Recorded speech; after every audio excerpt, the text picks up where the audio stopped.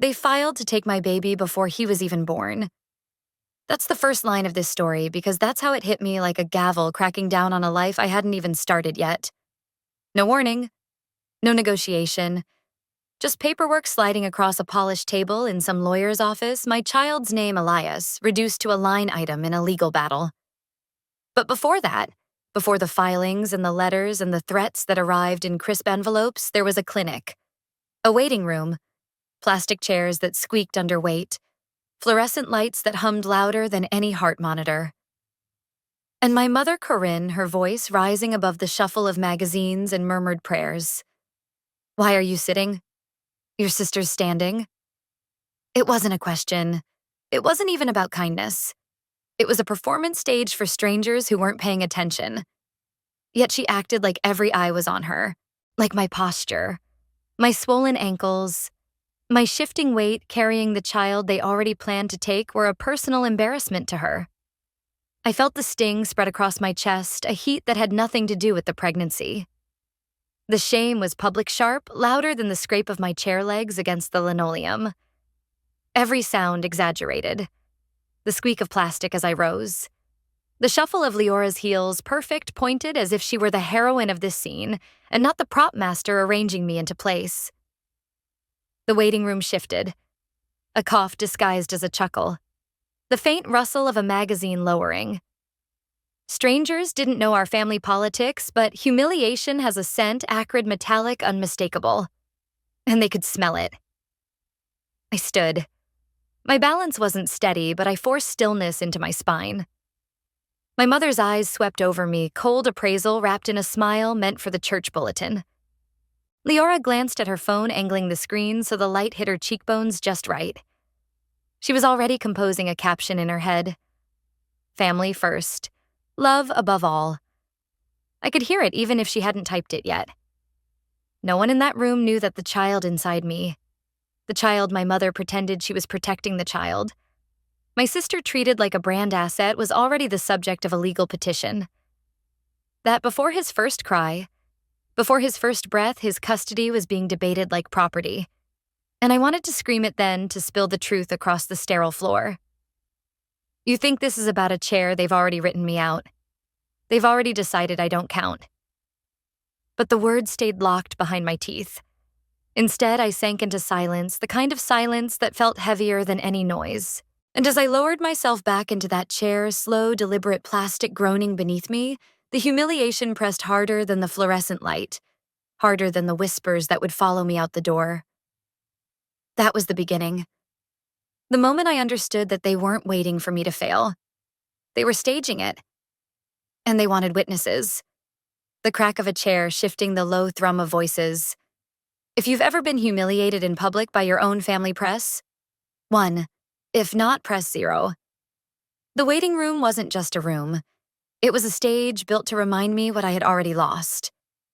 The air smelled sharp, sterile, laced with the faint tang of bleach that clung to every surface. The kind of smell that tells you whatever happens here will be documented. A smell that doesn't let you forget. Neon light washed over everything in sickly blue-white. It flattened faces, drained warmth, made even joy look clinical. A television bolted high in the corner played some daytime talk show volume, turned so low it might as well have been a pantomime, smiling mouths, moving laughter flickering across the screen, but no sound reaching us. That silence pressed on me harder than the hum of the fluorescent tubes, harder than the shuffle of feet on linoleum. My mother sat tall, spine straight, her handbag perched beside her like a prop she never put down. She didn't look like a visitor. She looked like the patient, the one carrying something precious, the one the world revolved around. My sister mirrored her legs, crossed just so phone angled perfectly to catch a sliver of the overhead light on her face. She leaned forward occasionally, whispering too loudly about the family legacy and how appearances matter, as though rehearsing lines for an audience that hadn't been invited. And me, I was supposed to be the patient, the mother, the one they were all here for. But sitting there, swollen ankles, pressing against the floor belly, taut with the weight of a child who hadn't even taken his first breath, I felt like the accessory, the extra, the tag-along. It's strange how space can be stolen. Not with locks or walls, but with posture, with tone, with the practiced art of acting like you belong more than anyone else. My mother leaned across the check-in desk as though she were negotiating peace treaties. Leora trailed behind her like a shadow that sparkled, snapping a quick photo of the sign-in sheet, probably drafting another post in her head. Family comes first.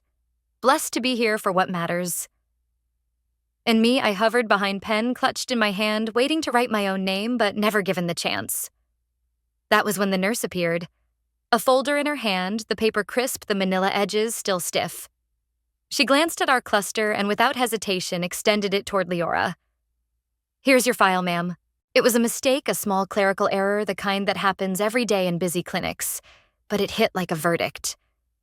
Leora smiled, lips-glossed hand, closing around the folder as though it had always belonged to her. She didn't correct the nurse. She didn't laugh it off. She accepted it, thumb sliding across the tab where my name should have been. I stood there invisible, my voice caught in my throat. The folder was more than paper. It was a symbol, a quiet theft written in carbon copy. My pregnancy, my child, my role as mother, all of it handed to someone else with a single careless gesture. The nurse caught herself after a second, frowning, slightly reaching to take it back. "I'm sorry this was meant for." But the damage was already done. My mother chuckled, smoothing over the moment as if it were harmless. "Don't worry, we're all family here." Her words slid over me like acid. We're all family here. The same phrase she used at church potlucks and neighborhood gossip circles whenever she wanted to erase lines that didn't serve her. But in that moment, it wasn't about unity. It was about possession, about who owned the story. I forced myself to take the folder, my fingers brushing against Leora's. Her nails were perfect, manicured in pale pink, while mine were chewed down from weeks of restless nights. The difference said more than any caption she could write. I clutched the folder like evidence, though I knew the world wouldn't see it that way. To everyone else, it was nothing. A passing mistake. To me, it was proof. Proof of how easily I could be erased, even in the one place where my name should have mattered most. The bleach stung my nose. The television kept playing soundless smiles, and my mother's eyes cut toward me, a warning hidden behind her practiced grin. "Sit quietly. Don't make a scene. Let them carry the narrative." But I couldn't ignore the weight in my hands. The folder was thin, only a few pages inside, but it felt like the heaviest thing I'd ever held. Because for the first time, I understood erasure doesn't always arrive in the form of court documents or legal filings. Sometimes it begins with a nurse handing your motherhood to the wrong person and a family willing to let it stay that way. I held the folder in my lap, the manila edges pressing into my thighs, the papers inside whispering every time I shifted. It should have been a mistake. That's what the nurse's frown suggested. That's what any outsider would think, an accident, a slip of the hand, no harm done. But as I stared down at my name misfiled, misplaced, momentarily forgotten, a realization tightened in my chest. This wasn't the first time. And it wasn't a mistake. It was a pattern. Memory unfolded like a series of photographs, each one overexposed, too bright, yet impossible to discard. I saw myself at 10 years old, sitting at the piano bench during a church recital, hands folded in my lap, while my mother nudged Leora forward. "Your sister knows the song better. Let her shine tonight." The applause that followed wasn't mine, though the hours of practice had been. I saw the family portrait we took on the church lawn the summer I graduated. I stood at the edge of the frame mortarboard, balanced awkwardly, while my mother's hand anchored itself on Leora's shoulder. The photographer told me to move closer, but somehow the click happened just before I did. In the printout that made its way to the church bulletin, it looked as though I was simply passing by, an extra in my own milestone. I remembered birthday candles mine. 13, 17, 21. Each time the cake slid subtly toward Leora, the knife pressed into her hand with a smile. "Let your sister do the honors," my mother would say, voice lilting as if this was generosity, not theft. And there I was, clapping on the sidelines, learning how to celebrate my own erasure. The waiting room lights hummed overhead, dragging me back to the present. The folder sat heavy, more than paper, more than ink. It was proof of repetition. Another entry in a long record of substitution. I began to understand then with a clarity that burned hotter than shame. None of it was accidental. Not the chair at the clinic. Not the praise redirected. Not the photos where my face blurred while Leora's sparkled. This was choreography. This was strategy. My mother wasn't careless. She was deliberate. And once you recognize a pattern, you can't unsee it. The scrape of the chair. The click of the camera. The shift of a folder from one hand to another. They weren't isolated moments, they were stitches in a larger design. A tapestry meant to bind me into silence, to fold me behind the stronger colors until no one remembered I was part of the fabric at all. I touched the folder again, fingertips grazing the tab where my name had been. The paper felt ordinary, thin, disposable. Yet in that moment, it was everything.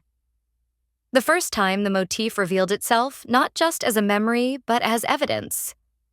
I whispered to myself low enough that no one could hear. It's not confusion. It's not coincidence. It's a plan. The words tasted bitter, but they steadied me. Like ink on a page, they left a mark. Because once you see the pattern, once you recognize that the erasure is intentional, you start to understand that every piece of paper, every photograph, every folder matters. Evidence is never just evidence. It is survival.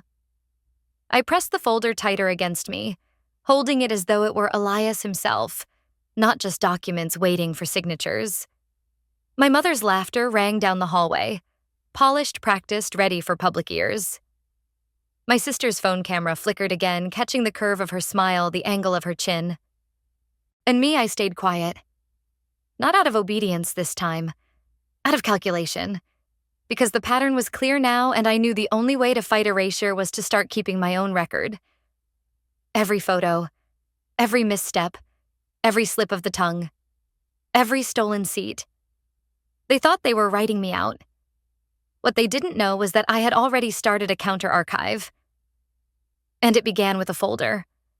The night after the clinic, we gathered around my parents' dining table. The oak surface gleamed beneath a chandelier that hummed faintly with the weight of moths drawn to its light. The smell of roasted chicken and rosemary filled the room, but the scent only made my stomach twist. Pregnancy had reshaped my body into something fragile and strong all at once, yet here I was reduced to nothing more than the extra pair of hands. "Celine, can you bring the rice?" My mother didn't look up from slicing meat. Didn't pause, didn't notice how my ankles swelled from the day. I rose quietly, carrying the steaming pot from the counter to the table. The ceramic burned against my palms, but I set it down carefully, careful not to clatter, careful not to interrupt the rhythm of their performance. "Celine, clear those plates." My sister's voice followed before I'd even sat back down. Leora didn't mean it as cruelty. She meant it as expectation, the same way one expects the lights to turn on when you flip a switch. So I moved again, collecting dishes, stacking porcelain into precarious towers, slipping in and out of the spotlight like a servant in my own home. Every scrape of a plate echoed the shuffle of the clinic chairs, another rehearsal in the long play of erasure. That's when Aunt Pearl, my mother's elder sister, dabbed at her lips with a linen napkin and smiled across the table. "Pregnant women get pampered here, right?" Her voice was light, teasing a small attempt at humor. But in it lingered a question I had been aching for anyone to ask. For one suspended moment, silence fell. My hands froze on the edge of a dish. Every cell in me wanted to answer no. They don't. Not here. Not me. But before I could open my mouth, my mother's laughter filled the space, bright and polished, as if rehearsed for company. "Of course she's pampered. Look at her, everyone loves to help Celine." The words were sugar-coated, but beneath them was steel. "Don't contradict me. Don't change the script." And then, like always, Leora swooped in. She tucked her hair behind one ear, her voice lilting as she added, "I've been making sure she's comfortable, driving her to appointments, bringing her meals when she's tired." Her eyes flicked toward me, daring me to object. She wasn't lying entirely. She had driven me once, had dropped off soup once, but she embroidered the truth into something golden, wrapping herself in the credit that should have been mine. The table hummed with approval. Aunt Pearl nodded, impressed. My mother clasped Leora's hand with that glowing matriarch pride, the kind reserved for the chosen child. Even my father, hidden behind his newspaper, though no one had handed him one, tonight muttered a quiet, satisfied, "Good girl." And me, I swallowed. Literally. The lump in my throat tasted like rosemary and silence. I swallowed again, deeper, pushing words down into the hollow of my chest until they lodged beside every other unsaid truth. I didn't correct Aunt Pearl. I didn't claim the exhaustion of swollen feet, the quiet nausea that lived with me every morning, the endless lists I had kept to ensure Elias arrived into a world that felt prepared. I let Leora's words stand. I let my mother's lie gleam. The plates kept moving. The laughter rose again. The conversation turned toward church events, charity drives, photographs already planned for the newsletter. My name drifted in and out, never as subject, always as context. I sat there, my body heavy with life, but in their script I was weightless. Background. The one who carried, but not the one who counted. And so I chewed. I smiled when expected. I reached for another dish when told. And every time I lowered my eyes to the tablecloth, I saw the pattern stitched deeper, every gesture, every line, every credit stolen in plain sight. Because erasure doesn't always come quietly. Sometimes it arrives beneath chandeliers with clinking glasses and polished silverware. Sometimes it's laughed off, wrapped in family pride, paraded like generosity. And sometimes it leaves you sitting in silence, swallowing whole the truth that should have been yours to speak. The plates were still clinking when I felt it, a faint vibration against my hip, muffled beneath the fabric of my dress. My phone buzzing like a heartbeat I'd almost forgotten was mine. I slipped it out quietly, angling the screen beneath the tablecloth. One new message lit up the glass. Just 3 words. Still standing, Irina. Her name alone sent a jolt through me like fresh air cutting through the staleness of the dining room. Irina Torres, my friend from college, my shadow in those years, when I first learned what it meant to be erased. She had left her own family a decade ago, walked away from the kind of suffocating choreography I was only now recognizing in mine. She never looked back, and for that, she had always seemed half myth to me. Proof that escape wasn't just fantasy, it could be real. Her words on the screen were simple, almost casual, but I read them again slower. Still standing, it wasn't just a question. It was recognition. It was someone naming the storm I was weathering without needing the details. Irina knew the silence I carried. She knew how shame could be dressed up as family duty, how humiliation could be wrapped in the excuse of love. She knew because she had lived it. Around me, laughter swelled. Leora leaned across the table, describing some charity gala she'd helped organize. My mother beamed at her, interrupting only to remind Aunt Pearl that Selini's lucky to have such a supportive sister. Lucky. My phone buzzed again. Don't let them write the script for you. I swallowed hard. Heat pricking the corners of my eyes. My fingers hovered above the keyboard. What could I possibly say that I had carried food to the table while my ankles screamed, that I had been erased at a clinic by the simple passing of a folder that I was being told over and over to play the role of servant in the story of my own pregnancy? I typed back one word, trying. And almost immediately the dots appeared. 3 tiny pulses, proof that someone was on the other end waiting for me. You don't have to try alone. I've been there. I'm still here. I let the phone rest in my palm screen, glowing beneath the table like a secret candle. For the first time in months, I felt the faint flicker of something I hadn't allowed myself to hold hope. Not the fragile hope that my mother might soften or that Leora might step aside. I had buried that kind long ago. This was a different hope, an outside one. The hope that someone could see me clearly without the performance, without the roles, without the stolen spotlight. I tucked the phone back into my lap, heart steadier than it had been when I first sat down. The table conversation rolled on without me, but for once I didn't feel entirely alone. Sometimes salvation doesn't walk through the front door with trumpets. Sometimes it arrives in the form of a buzz in your pocket, 3 words glowing in the dark. Still standing, and in that moment I realized, yes, barely. Quietly. But yes, I was. Faint phone buzz under the table, muffled voices overhead. If you've ever had someone outside your family believe in you more than blood relatives, comment. 1, if not comment, 0. It happened the way cracks always do, quietly at first. almost invisible until the weight of truth forced them wide open. I wasn't searching. I wasn't snooping. I was simply passing by the hallway when I heard it. My mother's voice, low but sharp, floating out of the kitchen phone call. Title finalized next week. The words stopped me cold. Title. Finalized. My heart stuttered. She wasn't talking about a sermon or a charity newsletter. That tone brisk satisfied was reserved for something she considered settled, conquered. I pressed my palm to the wall, holding myself still, trying to listen without the boards creaking beneath me. My mother's voice dropped softer, but the words still carried. In Leora's name, yes. That way it looks clean. Less complicated. Less complicated. The phrase struck harder than the title itself, because I knew what it meant. Complicated was me. Complicated was Celine.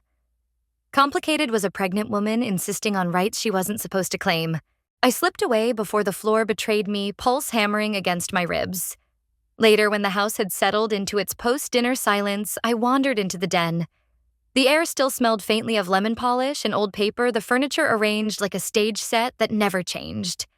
My mother's desk sat there immaculate on the surface. Bible-centered framed photos dusted a vase of roses, beginning to brown at the edges. But drawers tell a different story. I pulled one open, slowly breath, caught the wood groaning like it too wanted to warn me. And there, beneath neatly stacked envelopes and clipped coupons, lay the papers. Deed, mortgage, insurance. All of it, every signature, every seal, every legal stamp carried Leora's name. Not mine. Never mine. The weight of it almost buckled me.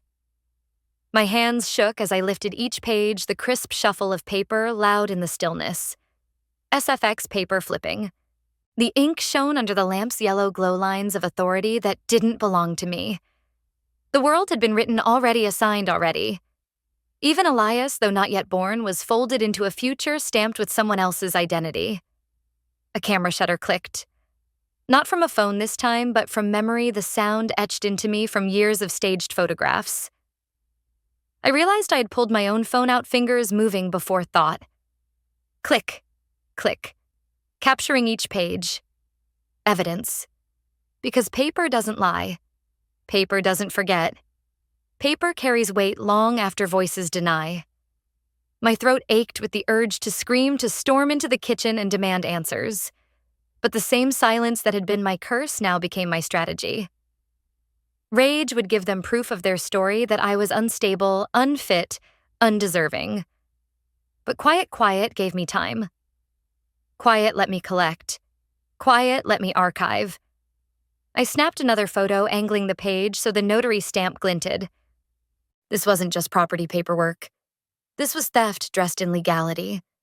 This was the foundation of their plan to erase me, not just from the family stage, not just from the photographs, but from the very record of ownership, from the future itself. Title finalized next week. The words looped in my head, a refrain that tasted like iron. They thought it was already over. They thought I would never look. They thought I would never know. But I did know. And now I had proof. I slid the papers back exactly as I'd found them, careful, meticulous. The drawer closed with a soft sigh, the roses on the desk leaning slightly as if they too had been listening. I pressed my phone to my chest, heart pounding against the glass. The photos glowed faintly, tucked into my gallery like hidden embers. This wasn't the end. This was the crack. The first fissure in their carefully constructed facade. And cracks, once visible, never close quietly. Paper shuffling fades into a sharp digital click of a camera, a record made a truth captured. I waited until the next morning to confront her. The house was quiet except for the sound of dishes clinking in the sink. My mother moved like she always did. Efficient, composed sleeves, rolled up hair pinned back in a bun that had never loosened in all my 31 years. I stood in the doorway, my phone heavy in my pocket. The glow of those photos still burning against my ribs. I wanted to scream, but the words came out steady. I found the papers. She didn't flinch. She didn't ask what papers or whose papers. She just dried her hands slowly on a towel, then turned to face me with that same cool matriarch expression she wore at church luncheons. "Celine," she said. Voice, even don't be dramatic. It's efficiency. Her tone was clipped decisive. A verdict. Efficiency. The word hung in the air sharper than any insult. My body felt like it had tilted as if the entire room had shifted sideways. She went on calmly as though explaining household chores. One name on the documents means fewer complications. It keeps things simple. It protects the family's image. You should be grateful. Grateful. I stared at her, my mouth dry, my pulse a drumbeat in my ears. Images flickered through me like a slideshow. The recital where my song was handed to Leora, the graduation photo where my body blurred at the edge of the frame the clinic folder placed into my sister's hands. All of it dressed up as efficiency. Voiceover low and deliberate efficiency. That's what she called it. But efficiency meant something else to me. It meant I disappeared faster. It meant my name was erased quicker. It meant they didn't even have to waste time pretending I mattered. I felt the urge to slam my phone onto the counter, to show her the glowing photos, to shove the evidence into her hands and watch her deny it. But she was already moving, already brushing past me, already humming as if the matter was closed. I followed her into the dining room, my voice breaking sharper now. You're not protecting anyone. You're erasing me. Her smile tightened, polite but unyielding. You're too sensitive. This is how families survive. We keep things neat. We keep things orderly. Orderly. Efficient.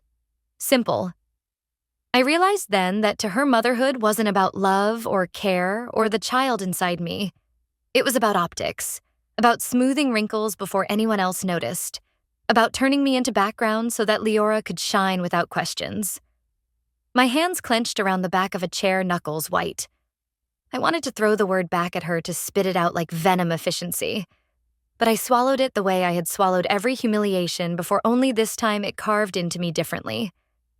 This time I felt the cut deepen into resolve. Efficiency. To her, it was a strategy. To me, it was a sentence. A shortcut to my erasure. But I was still here. Still carrying Elias. Still carrying the proof. And I was not going to vanish quietly. The chandelier above us swayed slightly, though no one had touched it. A faint hum filled the silence, as if the house itself had absorbed her word and was waiting to see if I would break. I didn't. I turned away, phone buzzing faintly in my pocket again, Arena's name lighting the screen like a secret reminder. And for the first time, I didn't feel swallowed by my mother's authority. I felt sharpened by it, because efficiency might erase ink on a page, but it could not erase the fire that had started in me the moment I understood her plan. The faint metallic scrape of a chair leg across hardwood, followed by a low, deliberate heartbeat. I opened the voice memo app with fingers that trembled not from weakness, but from a new, unfamiliar steadiness. The red dot glowed back at me, small and waiting, as if it had been holding its breath for years. I leaned closer, pressing my lips to the silence, and spoke words I'd never dared to say out loud before. If I could give it away this easily, I would choose who was worthy. The sentence startled me with its own sharpness. My voice sounded different, played back through the tiny speaker, more deliberate, more final than I had intended. But that was the truth, the kind that slips out only when there's no one to interrupt. No one to laugh it down. No one to reframe it into something prettier. I saved the file. Recording 01. It didn't look like much, just a timestamp in a folder already cluttered with half-forgotten notes and grocery lists. But this one was different. This was evidence. Not for them. For me. For Elias. For anyone who would one day try to claim I hadn't fought to stay visible. I thought of the folder at the clinic, the papers in the desk. The way my mother called it, efficiency like erasure, was an act of charity. I had nothing to fight her with but words, and for years I had swallowed them whole. Tonight I let them spill. I pressed record again. They believe silence is consent. They believe if I don't resist, I agree. I held the phone tighter, as though Elias could already hear me. This is not consent. This is my record. Stop. Save. Recording 02. A rhythm began. Speak. Save, speak. Save. Each file a brick in a wall they could not tear down. Each word a blade cutting through their narrative. I didn't know yet what this archive would become. Journal, testimony, confession, but I knew it was mine. The word receipts pulsed in my mind. That's what Arena had always called them in college whenever she gathered screenshots of emails, copies of contracts, notes scribbled on the backs of flyers. Receipts, she'd say, laughing at her own boldness because no one can argue with paper. I had laughed back then too, never imagining I'd need the same armor against my own blood. But now here I was pressing record as if my life depended on it. Because it did. The house was silent around me, but in my pocket proof hummed. Every recording a spark. Every saved file a refusal. Recording 03. If they want to erase me, they'll have to erase this too. And by the time they try, it will already be out of their hands. I stopped again, staring at the growing list of files. Tiny lines of text, easy to overlook, but together they felt like a spine, a structure holding me upright. For the first time in months, my breathing slowed. Not calm. Not peace, something else. Readiness. I closed my eyes, pressing the phone flat against my stomach. Elias shifted a small flutter, the reminder that I wasn't recording for myself alone. These receipts weren't just about memory. They were about inheritance. Not the kind written in deeds and mortgages, but the inheritance of truth. If they wanted to pass down silence, I would leave my child something louder. The red dot glowed again. I hit record. My voice broke, but I didn't stop. Recording 04. My name is Celine Marlowe. And this is my proof. Leora had always known how to catch the light. My sister could tilt her chin half an inch, and suddenly every room belonged to her. For years, I thought it was coincidence, some unspoken magnetism, but it wasn't. It was practice. It was choreography. And this time she didn't just tilt the light her way, she stole mine altogether. The notification came in the middle of the night. My phone buzzed against the nightstand, its glow cutting through the dark. A mutual friend had tagged me, and with half-closed eyes, I opened the link. There it was, a reel. Leora's reel. The caption floated across the screen in scripted cursive sisterhood in hard times. The first clip was me on the couch ankles, swollen belly, heavy with Elias pressing against my ribs. My hair was loose, messy strands falling over my face. Leora leaned into the frame, brushing my hair back, angling herself so her features caught the lamp's golden light. She looked tender, almost saintly. To anyone else, it was a moment of compassion. But I remembered it vividly because I hadn't known the camera was on. I hadn't been asked if my vulnerability could be staged. The reel jumped. Cut. Transition. Now Leora was fluffing pillows behind me, laughing softly, glancing at the lens before turning her smile down at me like a gift. The truth, I was uncomfortable trying to shift, trying to find a position that didn't make my spine ache. But in her version, my discomfort became part of her performance. A backdrop for her generosity. Scene after scene, each edited tighter than memory itself, presented Leora as the radiant protector, the flawless sister who gave and gave. And me, I was blurred at the edges, the quiet prop against which she shone brighter. The reel ended with her hand resting lightly on my belly, a beat of silence. Then the caption appeared again. Family is everything. Soft piano notes faded out. The comments came fast, streaming beneath the video like applause at a play. Leora, you're an angel. She's the sister everyone dreams of. This is what love looks like. Protect this woman at all costs. Thousands of hearts. Thousands of shares. My own face, my body. My child turned into proof of her sainthood. I scrolled through them, numb each comment, another erasure. The world wasn't seeing me, they were seeing her through me as though my only purpose was to reflect her light. And it wasn't just the video. It was the editing. The careful cuts that built a story I hadn't lived. My silence recast as gratitude. My discomfort packaged as fragility. My pregnancy rewritten as her triumph. Each transition sharpened her glow while blurring me further until I barely recognized myself at all. This is what erasure looks like now. Not just a chair pulled away in a clinic waiting room. Not just a folder handed to the wrong name. Not just plates passed at a family table. Erasure now lives online viral, dressed in filters and captions looping endlessly until strangers believe the fiction more than I believe the truth. Edit by edit, like scissors through fabric, I am cut out of my own life. I closed the app, but the reel pulsed on without me multiplying across feeds I'd never see reshared by people who thought they were applauding love. A version of me circulated mute, pliant, grateful, while the real me sat alone in the dark throat, tight chest, burning. The worst part wasn't even the comments. It was the ache of recognition. Because this wasn't new. This was the same pattern, only scaled, magnified broadcast. My recital given away. My graduation blurred. My chair pulled back. My motherhood signed over. Now my image itself was weaponized, edited into a story where I did not belong except as the evidence of my sister's goodness. I wanted to throw the phone. I wanted to scream into the dark. But I didn't. Instead, I pressed save, screenshot, archive, another receipt. The photos in my gallery glowed scans of deeds misfiled folders, now this reel. Evidence piling like stones, each one proof that I was not imagining the theft. One day when Elias asks who I was, I will not show him the reel. I will not let him believe the world's version of me, silent and small. I will show him the receipts. The fragments they couldn't crop out, the pieces they couldn't control. Until then, I carry this truth like armor, heavier than any caption, sharper than any filter. I am not a prop. Not in her reel. Not in their story. Not in mine. The morning after the reel went viral, the house was cloaked in the kind of quiet that isn't peace but aftermath. A brittle quiet like glass after it's shattered, still holding shape but sharp enough to cut if you reached out too far. The hum of the refrigerator pressed into the silence. The roses my mother had trimmed for the dining table sagged in their vase petals, browning at the edges, their fragrance souring into something faintly metallic.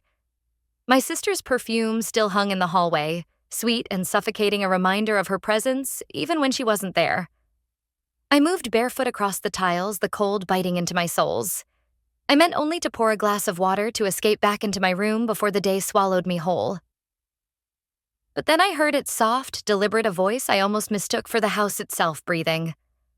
Some of us burn quiet. Doesn't mean we don't burn.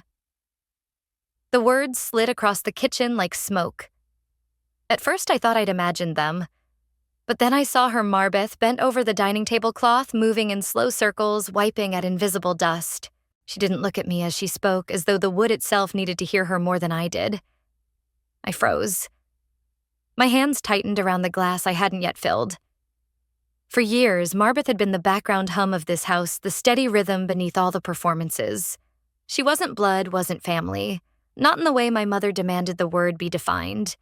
Yet she had been here through every meal, every gathering, every quiet cruelty. She had seen the recital chair pulled from under me, the birthday knife handed to Leora, the folder placed in my sister's hands at the clinic. She had witnessed the way silence was draped across me like a second skin. And now, finally, she was saying it out loud. "You saw it?" I whispered, my voice catching like a thread snagged on a nail. Her hands didn't falter. Wipe, circle, fold.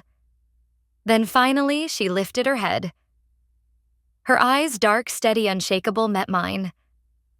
"I've seen it all." The words dropped heavy between us, heavier than any evidence I'd collected in my phone.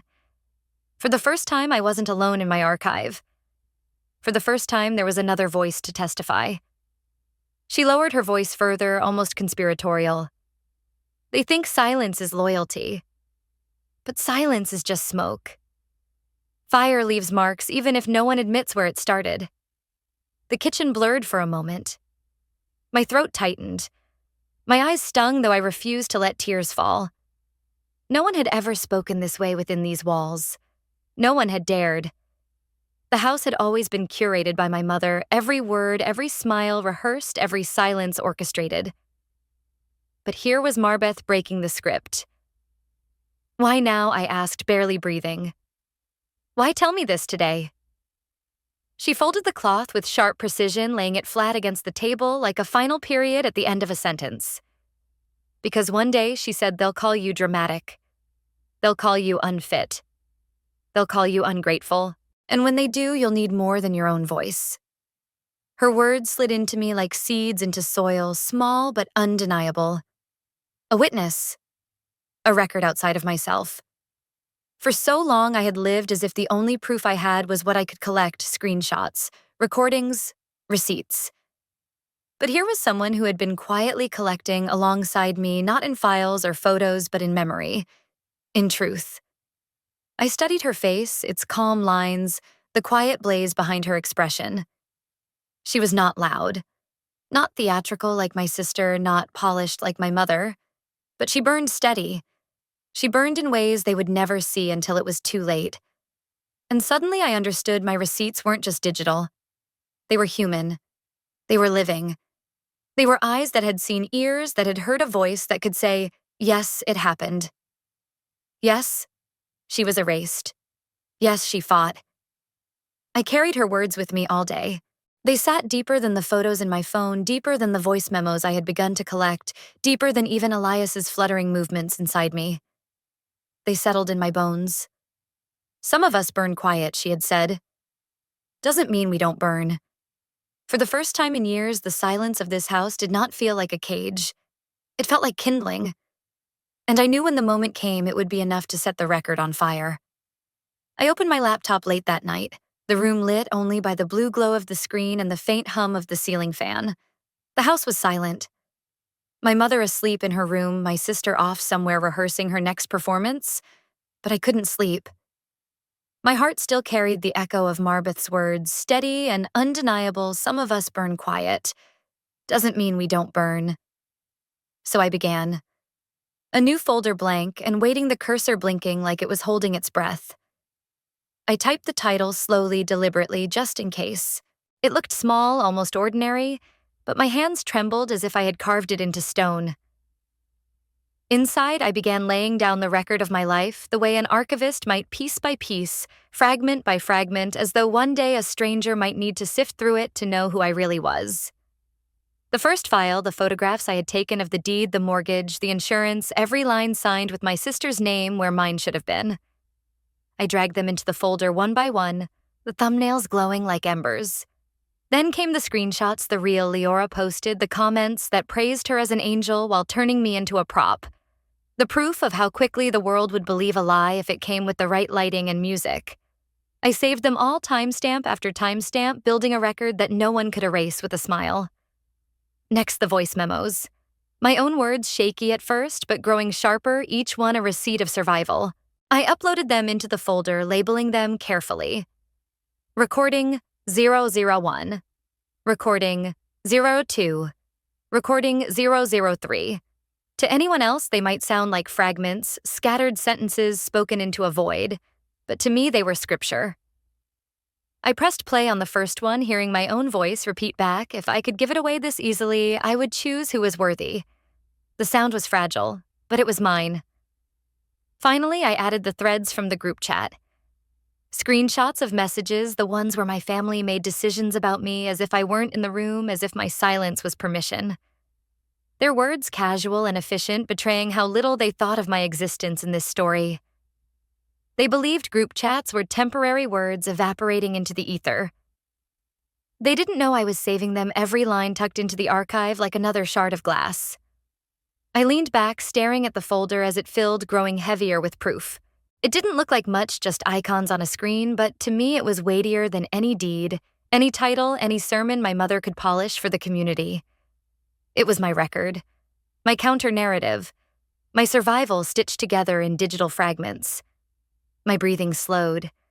I felt something almost ceremonial in the act of creating it, like I wasn't just archiving evidence, but building a vault. A vault for Elias, for myself, for the truth that had always been twisted out of my hands. If they ever tried to erase me completely, this would remain. If they ever said I was unstable, dramatic, unfit, this would speak for me louder than their laughter, sharper than their captions. I whispered the name of the folder to myself, just in case. Not with fear, but with resolve. Because I knew what it meant. Just in case the day came when they tried to strip me of my name. Just in case the story was retold without me. Just in case I needed to prove I had been here living, breathing, carrying a child no paper could assign away. The screen glowed in the dark. My fingers rested still on the keyboard. And for the first time, I felt the strange calm of a documentary voice settling inside me. Slow, steady, certain. Because this wasn't just a folder, it was the beginning of an archive. The first chapter of a history they could not control. And if I vanished tomorrow, if silence swallowed me whole, this folder would remain a record, a receipt, a testimony that I was not erased quietly. I left a trace. I left my proof. The email came like a whisper meant to be missed. The subject line was almost casual.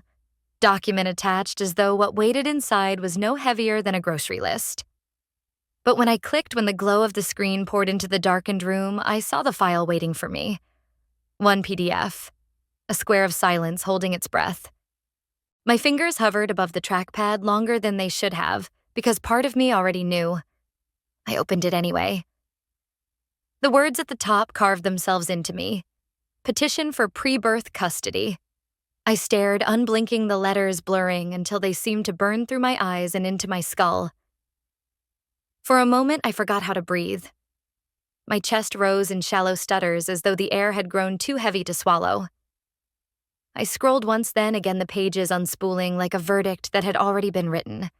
Clauses, subclauses, lines of sterile legal language, pretending to be neutral, pretending to be procedural. But I could see the truth stitched between the words. They were asking a court to grant them custody of Elias before he was even born. The room tilted.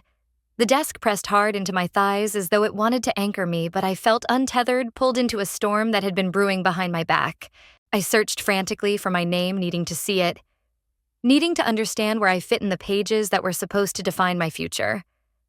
And there it was, small, incidental, written in margins and footnotes. Not mother, not guardian, just biological party, a complication in a story already assigned to someone else. My pulse thundered in my ears like drums, a relentless pounding that made the words swim on the page. The sound filled me until I couldn't tell whether it was my own heartbeat or something outside the room. Every line I read tightened a band around my chest. Best interest of the child, streamlined guardianship, efficiency of placement. Efficiency. Always efficiency. I pressed a hand to my stomach, and Elias kicked soft but insistent, as though he knew. Tears welled up hot and helpless, but I refused to let them fall. My other hand gripped the edge of the desk so tightly the wood cut into my palm. The words formed inside me first as thought, then as vow. They don't want to help me. They want to replace me. I said it out loud. My voice cracked, but it didn't matter. The sound broke the stillness of the room like glass. And once I spoke it, there was no taking it back. They had signed their names where mine should have been. They had filed petitions in offices with polished floors and indifferent clerks. They had turned my silence into their authority, my hesitation into their control. But now I had the proof. Not whispers, not suspicions, not another reel edited to make me invisible. A document, a petition, a plan to erase me in black and white. I saved the file. I dragged it into the folder I had built just in case. The cursor blinked, the sound of the mouse click ringing louder than any shout. The PDF landed beside the deeds, the screenshots, the voice memos. My archive thickened, my counter-story swelling with another piece of truth. It didn't look like much, just a row of icons glowing in the dark, but to me it was a vault. Each file a stone. Each stone a wall. Each wall a fortress. My breath slowed, though my chest still trembled with the aftershocks. They thought this petition would end me, would lock me into silence, would strip me of the right to call myself mother before Elias even drew breath. But it did something else. It lit a fire in me I had tried for too long to keep hidden. I pressed my hand tighter against my belly, whispering into the quiet house. You are mine.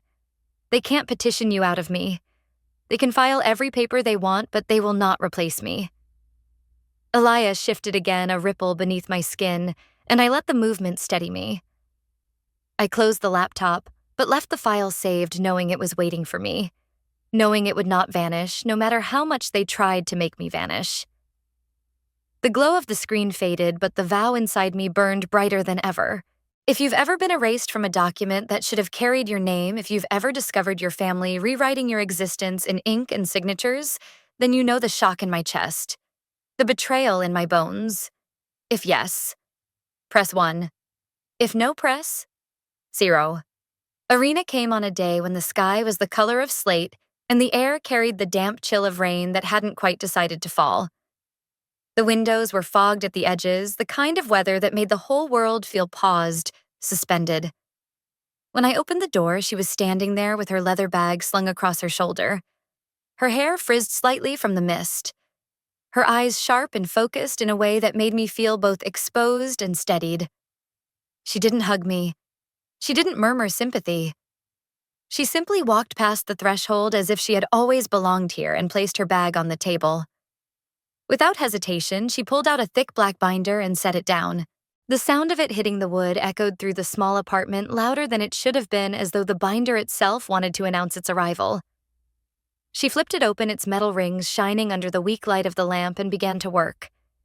One by one, she slid my fragments into place. The photographs I had taken of the deeds and mortgages in Leora's name lined up neatly in protective sleeves. The insurance policies stamped with my mother's signature instead of mine. The screenshots of Leora's reel, the comments praising her as a savior while I was nothing but a blurred backdrop. Even the group chat transcripts every word where decisions about me were made without me. She placed them in chronological order, each page a piece of my vanishing, each page proof that I hadn't imagined any of it. Then came my voice memos. She had printed them, transcribed my shaky whispers into clean black ink on white paper. If I could give it away this easily, I would choose who was worthy. They don't want to help me. They want to replace me. My own words looked different in typeface, solid and undeniable, as if they had been carved into stone. For years, my voice had felt fragile, brittle enough to snap under the weight of my family's denial. Now it lay preserved untearable inside a binder that would be carried into court. Arena worked without flinching, her hands moving steadily, her silence a kind of discipline. When she finished, she closed the binder with a snap that sounded final, like a lock sliding into place. Then she reached into her bag again and pulled out a small flash drive. She held it up between two fingers. It looked insignificant, lightweight, ordinary, but she turned it so the silver caught the light, and for a moment it gleamed like a blade. "Everything digital is here," she said. "The videos, the screenshots, the chat logs. It's all backed up, organized and time-stamped. If they try to erase this, will speak louder than any of them." She placed the flash drive in my hand. Its weight surprised me. It wasn't heavy, not physically, but it pressed into my palm like a promise. I curled my fingers around it and felt something I hadn't felt in weeks. Power. Not the loud kind that smashes and burns. The quiet kind. The kind that sits and waits and refuses to be moved. I looked at the binder, its spine thick with the story of my erasure turned into evidence. I looked at the flash drive, small enough to fit in my pocket, yet large enough to carry my survival. For the first time, my fragments didn't look like weakness. They looked like weapons. Arena leaned back, her voice calm, precise. "This isn't just about fighting them, Celine. This is about showing the court who you are. Not the blurred figure in their photos. Not the silent prop in their reels. Not the complication they write in the margins. This binder is your voice, and I promise you it is loud enough." I pressed my hand flat against the cover, feeling its rough texture under my fingertips, and imagined it resting on a courtroom table opened under fluorescent lights, its pages spread for strangers in black robes to see. I imagined my mother's face when she realized efficiency wouldn't erase me this time. I imagined Leora's carefully staged smile cracking when her version of the story was held up against the receipts. And in that moment, my own voice rose inside me, not trembling, not loud but steady. "You don't have to scream to fight. You only have to be loud enough where it counts." I repeated it to myself, slower, firmer, until it felt etched into me like scripture. When Arena left that evening, the binder stayed on my table, thick and solid, the flash drive gleaming beside it like a talisman. I sat there long after the door closed, staring at them, both realizing that this was what readiness looked like. Not rage without proof. Not tears swallowed in silence. But evidence gathered, named and armed for the moment when it would matter most. That night, as I lay in bed, Elias shifting softly beneath my hand, I didn't fall asleep imagining erasure. I fell asleep imagining a courtroom where my binder stood open. My flash drive plugged in my receipts undeniable. For the first time, I believed that the story they had tried to write without me could be interrupted, that the record could be corrected, that the voice they thought they had silenced could rise again. And when I closed my eyes, I whispered it once more. I don't need to shout. I just need to be heard where it counts. The courtroom smelled of polished wood and old paper, the kind of place where silence itself feels like law. I sat at the plaintiff's table, my binder in front of me, its weight pressing into my palms. Across the aisle, my mother and sister leaned forward in their seats, faces composed in masks of concern. Corinne clutched a handkerchief, dabbing at her eyes as if grief lived permanently at their corners. Leora wore a blazer too crisp to be casual, her hair styled in perfect waves, her expression the very image of a woman carrying the family's dignity on her shoulders. Together, they looked like a tableau of selfless devotion, the concerned family they always wanted the world to see. When the judge entered the room, rose, then sat again in a rustle of fabric and shuffling feet. The petition was read aloud, its words falling heavy in the space petition for pre-birth custody. Request to assign guardianship to Leora Marlowe.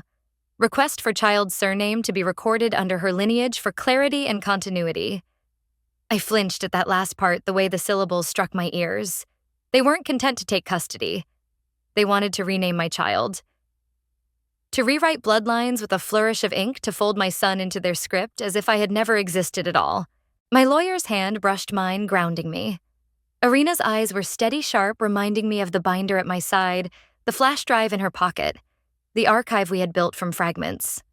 I nodded once. The judge turned to me. Do you have evidence you wish to submit? My throat tightened, but my voice came steady. Yes, Your Honor. I stood, my legs trembling, but my spine straight. From the binder, I pulled the screen captures, the deeds, the group chat logs, but it was the video that mattered most. The real Leora had posted Sisterhood in Hard Times, the one where I had been reduced to a prop. I handed the flash drive to the bailiff, watched it disappear into the court's monitor, and then the screen flickered to life. There she was. Leora, radiant, rehearsed her hand on my swollen belly. The caption glowed across the screen. Family is everything. The comments scrolled in the corner. She's an angel. She's the perfect sister. She deserves it all. The judge's face remained neutral, but I felt the air shift as the silence deepened.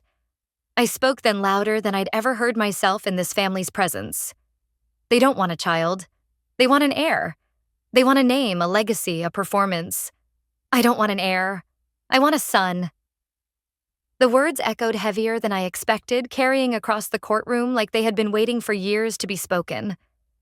My mother's handkerchief froze midair. My sister's smile stiffened, her eyes flickering for the first time with something unscripted. The judge leaned forward, voice crisp. I have reviewed the petition, the evidence presented, and the statements made here today. A pause. A silence that stretched long enough for my heartbeat to pound in my ears. Then, the petition is denied. Custody remains with the mother. The gavel struck the wood sharp and final. The sound cracked through me like lightning. Relief surged up jagged and overwhelming, followed by something softer, steadier vindication. I clutched my stomach, feeling Elias shift inside me, and for the first time I didn't feel erased. I felt restored. My mother lowered her eyes to the table, her face unreadable. Leora's mouth opened as if to protest, but no words came. The performance had collapsed under the weight of proof. The record at last belonged to me. And as the courtroom emptied, I pressed my hand against the binder and whispered to myself the truth I had carried here, the truth that had saved me. I didn't need to scream to fight. I only needed to be heard where it counted. The gavel's echo lingered in my chest, not as judgment, but as freedom. 1 month later, life had slowed into a rhythm that felt almost unrecognizable compared to the storm that came before. The apartment smelled faintly of chamomile tea and baby lotion, not bleach or polish or perfume. Morning light filtered through the curtains in golden bands that stretched across the floor, catching on the edges of the rocking chair where I sat with Elias pressed against my chest. His breaths were tiny, steady, and certain, the sound softer than any lullaby. For so long, I had lived with the dread that he would be taken from me before I ever knew him, that even his first breath would be claimed by someone else. And yet here he was, heavy in my arms, his weight undeniable. Mine. The court papers remained in the drawer of my desk, tucked neatly in a manila folder, stamped and sealed with the authority that once terrified me. Custody remains with the mother. I had memorized those words, repeated them like a mantra in the weeks after the ruling, holding them against every lingering fear. At first, I checked the folder every morning as if the words might vanish overnight. But now I found I could let it rest in the drawer untouched. I no longer needed to look. I carried the verdict inside me, the sound of the gavel still reverberating in my chest like a heartbeat. Sharp, final, liberating. That afternoon, as Elias napped in his bassinet, there was a knock at the door. Not a forceful knock, not demanding, just 3 soft taps. When I opened it, no one was there, only a small package sitting on the mat. Brown paper tied with string, unremarkable at first glance. I brought it inside, placed it gently on the table, and began to unwrap it. The paper crackled, the string unwound, and inside was a blanket. Hand-stitched. The fabric soft, sturdy, edged with careful seams. Tucked within its folds was a note written in looping script that I recognized instantly Marbeth's. The note contained only 5 words. I saw. I always saw. My breath caught. I sat down slowly, the blanket pooling in my lap, the note trembling between my fingers. The message was short, but it carried the weight of decades. All those years I thought I was invisible. All those dinners where my voice went unheard. All those moments where my body was present, but my existence was erased from the record. She had seen. The quiet woman who carried dishes and folded linens, who moved through the house like part of the furniture, had been watching. And now, with 5 words, she confirmed what I had always prayed for, but never trusted my pain was real. My disappearance had not gone unnoticed. Tears slid down my face, not bitter this time, but releasing something older, something heavier. I pressed the blanket to my cheek, inhaling the faint lavender scent of the soap she always used. It was as if her hands were still on the fabric, stitching not only thread, but testimony into every seam. Proof that even in silence, I had not been alone. Proof that a witness existed beyond me. I turned to look at Elias, stirring now, his tiny fists flexing in the air. His lips parted as if he wanted to speak, though words were years away. I leaned closer and whispered into the quiet. You will grow up knowing you are seen. You will grow up knowing your voice matters. I traced a circle on his forehead, steady and slow, and then whispered again, this time to myself as much as to him. Peace doesn't need applause. Silence doesn't protect you. Boundaries do. Truth does. The wind slipped in through the open window, cool against my face, carrying the sound of leaves brushing against each other, a language older than words. I let it wash over me. Let it remind me that life continues even after storms, that not every silence is a cage. Some silences are healing. I reached for my notebook. The cover was worn now. Corners bent from weeks of use. I opened to a fresh page, smoothed it flat, and picked up my pen. The ink flowed easily as I began to write, not out of fear, not out of desperation, but out of choice. Every word I put down was proof that I had not vanished, that my record continued, that my voice belonged here. The page filled slowly, deliberately, each line like breath. I didn't need applause for these words. I didn't need anyone to validate them. I only needed to know they existed, anchored, waiting for the day Elias might read them and understand who his mother was before anyone else tried to rewrite her. And when I closed the notebook, I looked again at the blanket draped across the chair, at the note that now lay pressed into its folds. 5 words. I saw. I always saw. The truth had always been there, quiet, waiting for its moment. And now it lived not just in me, but in the archive I had built, in the voice I had reclaimed, in the son who would grow up with a different inheritance. Not silence, not erasure, but boundaries, truth, and the certainty that his story would be his to tell. If you've ever had to stand up to protect yourself against your own family, if you've ever had to fight just to keep your name in the story press, 1. If not, press 0. And subscribe to hear more family drama stories because every voice deserves to be heard. The wind moved gently through the window. My pen scratched across the page again, slow and steady. And for the first time in my life, the silence around me was not erasure. It was mine.